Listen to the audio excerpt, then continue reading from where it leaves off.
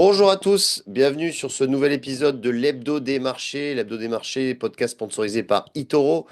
Nous sommes le jeudi 23 janvier 2025 et comme toutes les 2 semaines, j'ai l'honneur de recevoir Marc Toiti. Salut Marc.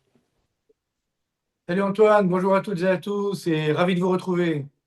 Alors, cette semaine, eh bien évidemment, on va parler de l'investiture de Trump. Bien évidemment, c'est l'événement marquant de la semaine et même du mois, on peut le dire.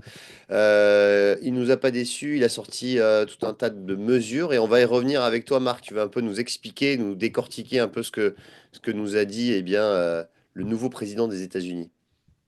Tout à fait. Alors bon, c'est vrai que bon, qu'on soit pour ou contre, on va pas faire de politique évidemment, hein, c'est pas notre but.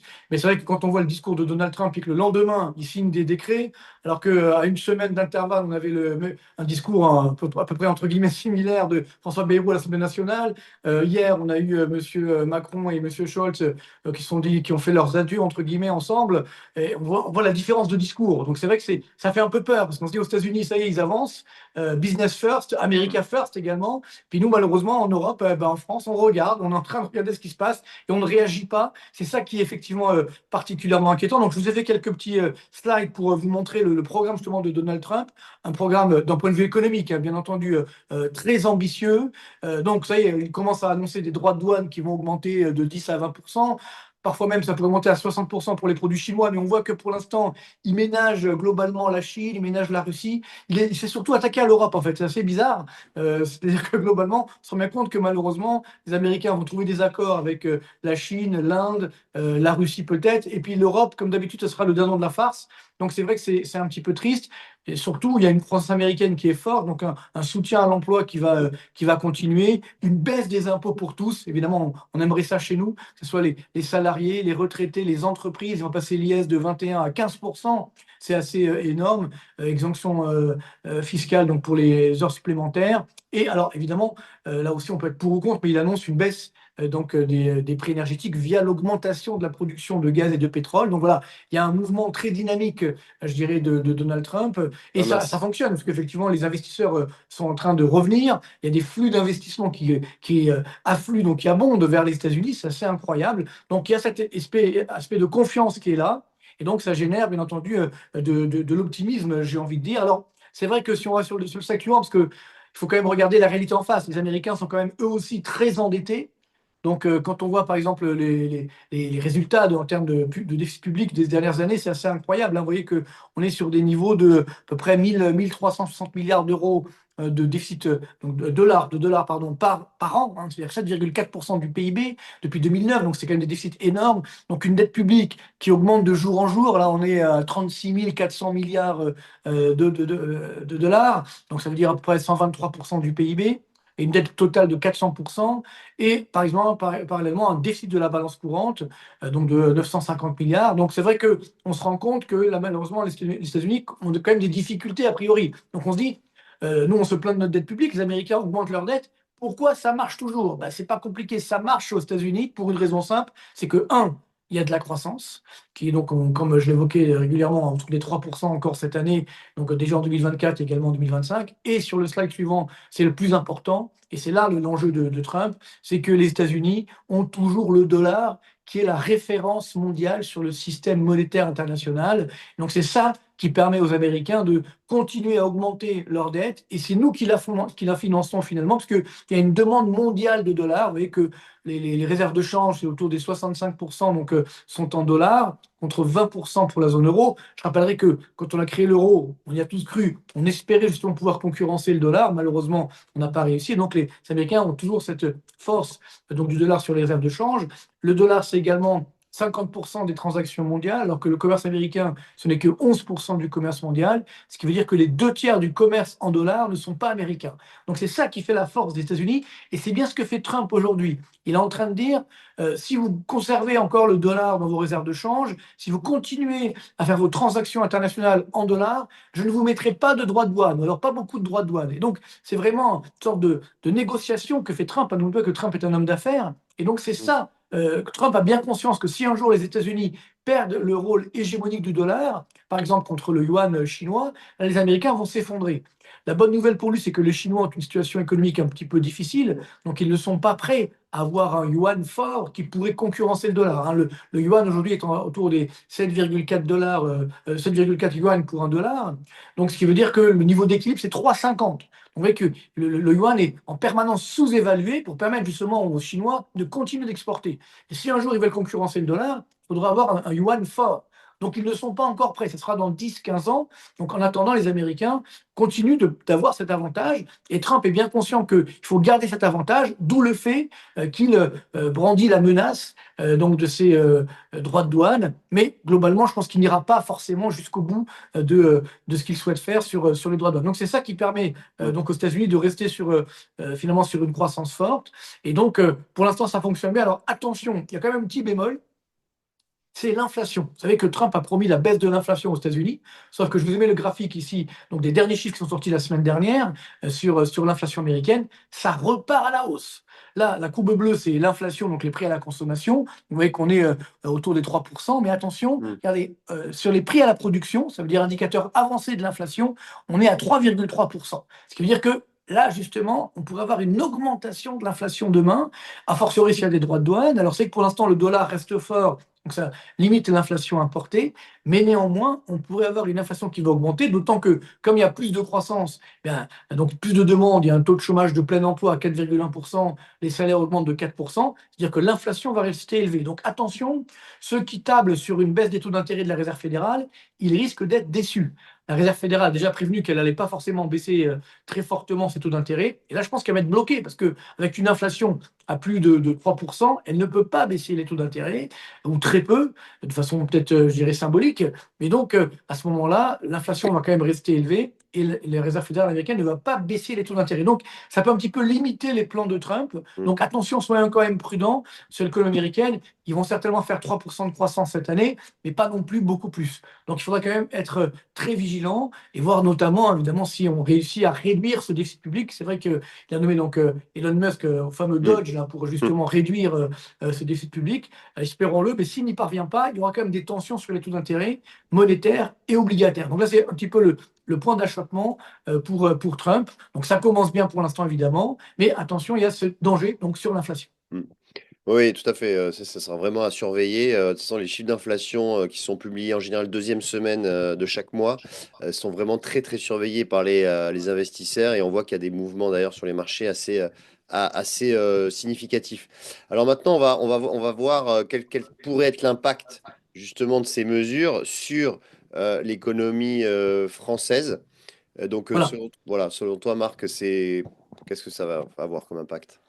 Alors voilà, ça c'est la grande question. C'est vrai que alors, il y a beaucoup qui nous disent voilà, alors tout va s'effondrer à cause de Trump. Ouais, nous, on aime bien les boucs émissaires. C'est-à-dire avant, au début, il y avait le coronavirus. Après, il y a eu Poutine. Maintenant, il y a Trump. Non, on n'a pas besoin de boucs émissaires. Si ça va mal en France, malheureusement, c'est pas à cause de Trump ou n'importe qui, c'est à cause de nous. Donc encore une fois, tout le problème, c'est qu'on a une situation économique qui est particulièrement dangereuse sur la France. Donc, c'est ce que je mets sur le slide suivant. On voit que là aussi, il ne faut pas paniquer, puisque la part des États-Unis dans les exportations françaises, ce n'est que 7,2% de nos exportations. Ça veut dire seulement 1,6% du PIB français. Vous voyez que ce n'est pas ça qui va changer la donne. En plus, comme le dollar s'apprécie, ben là, si c'est un peu moins le cas depuis quelques jours, mais néanmoins, il y a quand même une tendance baissière qui va continuer pour l'euro. Donc, ça va permettre d'avoir un avantage sur nos exportations en termes de prix, bien entendu. Donc voilà, si la France va mal, c'est pas à cause de Trump, c'est parce que malheureusement, on a une situation économique très très compliquée. On a encore eu hier les chiffres du déficit public français. La France est le pays de la zone euro au troisième trimestre où il y a le plus de déficit public. 6,3% de notre PIB. Le numéro 2, c'est la Finlande à 5,3. La moyenne de la zone euro, c'est 2,6. Et si on prend le Portugal ou la Grèce, ils ont un excédent de 2,2%. Vous voyez que c'est une honte. Franchement, c'est presque un scandale, une honte que vous voulez, mais on ne peut pas s'enorgueillir. Donc ça, c'est pas à cause de Trump, hein. C'est malheureusement les mauvais choix stratégiques français qui font que nous avons des difficultés. Alors après, il y a aussi, je dirais, un espoir, c'est-à-dire que on se rend bien compte, on l'espère tous, que ça sera peut-être la fin de la guerre en Ukraine, la paix au Proche-Orient, bien entendu, l'augmentation de la production pétrolière, ce qui va faire peut-être baisser les prix du pétrole, et donc à partir de là, ça va permettre, je dirais, de soutenir la croissance, de faire baisser un petit peu l'inflation.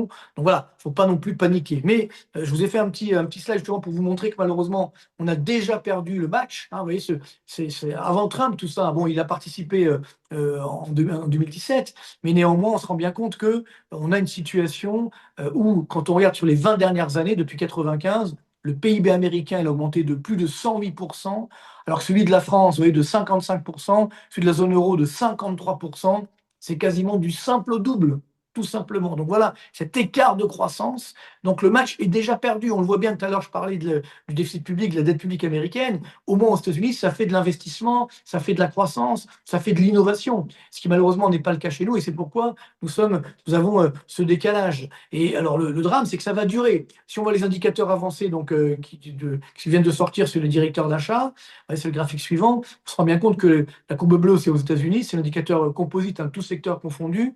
On est au-dessus des 55, donc vous voyez que c'est très forte dynamique, alors que dans la zone euro, on est sous les 50, c'est-à-dire en phase de baisse de l'activité. En France, c'est encore plus bas.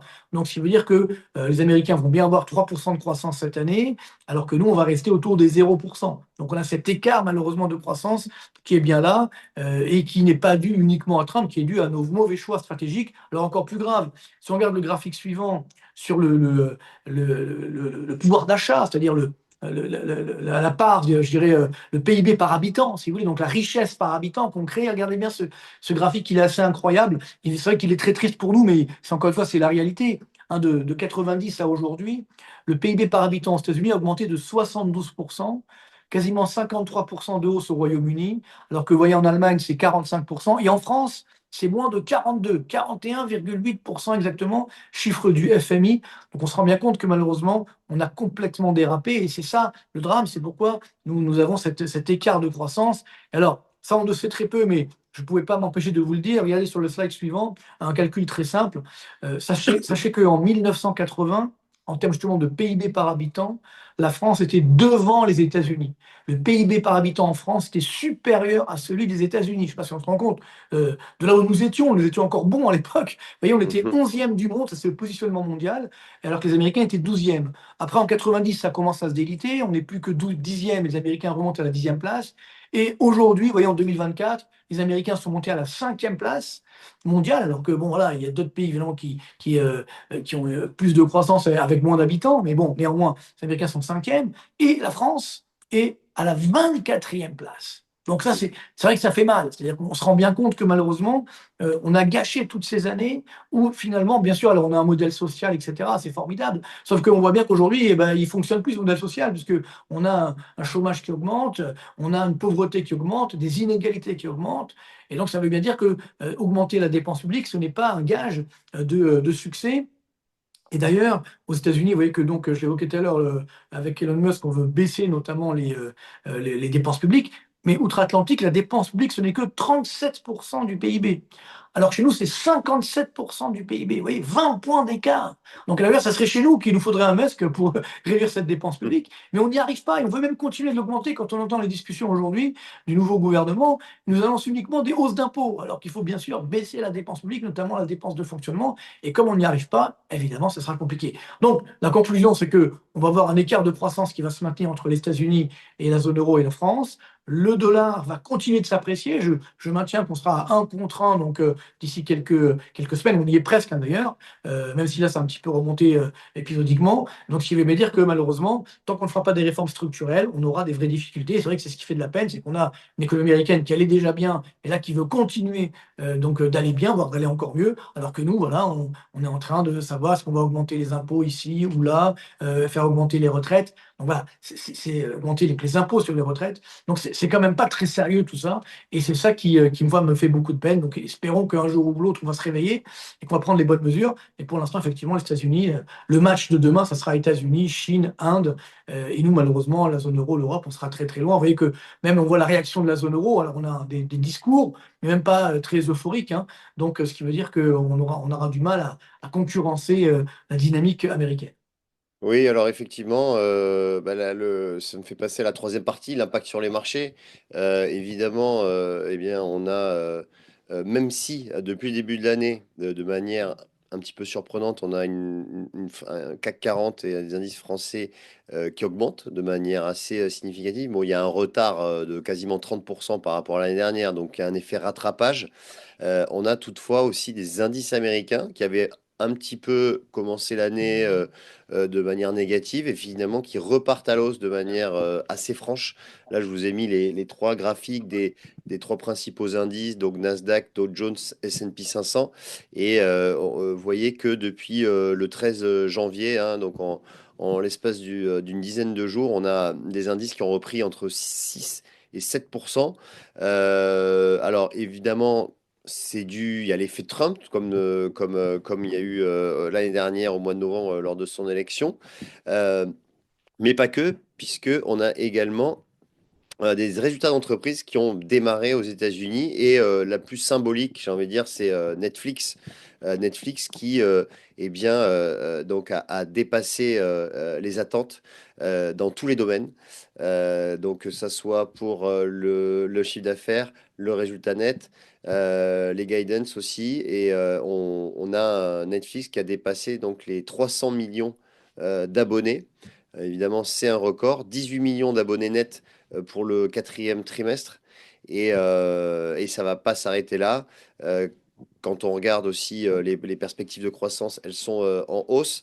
Alors c'est dû essentiellement aussi à on va dire à la qualité des contenus. Alors ça c'est un petit peu subjectif, mais évidemment les nouveaux contenus comme Squid Games ou des événements sportifs, hein, notamment la retransmission du match de boxe de Mike Tyson, a engendré plusieurs dizaines de millions de téléspectateurs. Et donc ça a été aussi source eh bien, de revenus pour Netflix, qui hier a progressé de 10% à la clôture donc de Wall Street. Mais tout ça pour vous dire que on a donc des résultats d'entreprise aux États-Unis qui ont démarré. On a eu les banques aussi, hein, les plus grosses banques américaines qui avaient publié donc il y a une dizaine de jours et qui ont publié dans l'ensemble des revenus assez solides. Et là, on va rentrer vraiment dans le vif du sujet avec évidemment les big tech américaines et puis les autres sociétés américaines aussi. Donc, on va suivre ça avec grand intérêt. Mais voilà, on est plutôt positif hein, dans l'ensemble pour ces publications américaines. Oui, c'est vrai qu'il y a également donc, le plan Stargate hein, de Oui, Donald Trump, là aussi, tout à qui nous fait. dit voilà, on va dépenser, on va Ouais, innover. Donc, ça qui est fort, 500 ça donne milliards. envie, bien Ça entendu, hein, donne. 500 milliards, c'est Mm, quand même pas rien.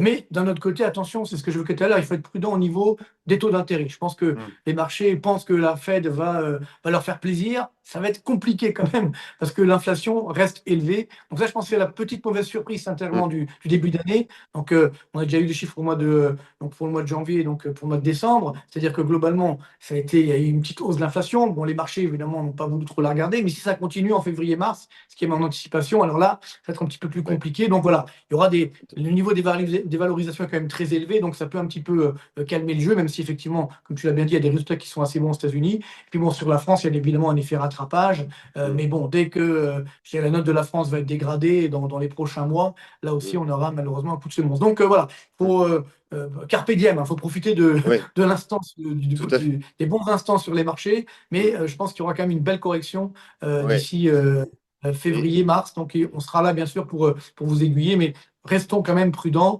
Et c'est vrai que pour l'instant, profitons de cette vague grâce à Donald Trump, mais ne l'oublions pas, l'important, ça reste quand même les taux d'intérêt de la Réserve fédérale. Et là aussi, ils ne baisseront pas comme certains veulent bien l'anticiper.